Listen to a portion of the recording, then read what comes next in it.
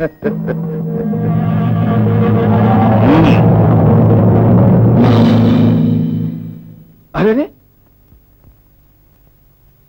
అంత తొందర ఏమిటి దుర్యోధన నీకు? నీకోసమేగా నేను ఇంత దూరం వచ్చాను. అంతలోనే నీవు సాష్టాంగపడవలనా ఏమి?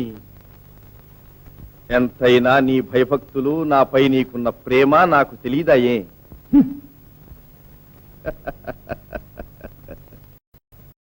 వాసుదేవా, స్వాగతం. మామా, క్షేమమా? క్షేమమే.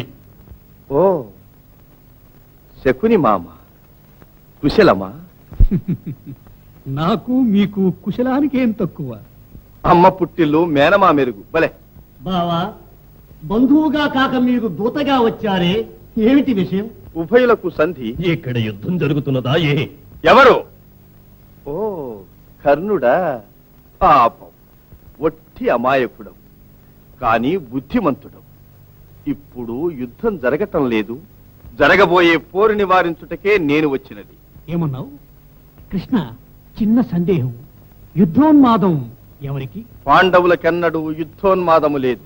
అర్జునునకున్న ఉన్మాదమో? వాని అన్న భీముని మాట ఏమిటి? అయినా పెద్దవాడు కడు నీతిపరుడు. అక్కడ తలుండగా తోకాడదు.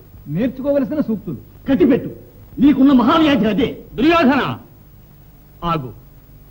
కృష్ణ, నీ రాక కారణం ఈ సదస్సులకు తెలుప ప్రార్థన.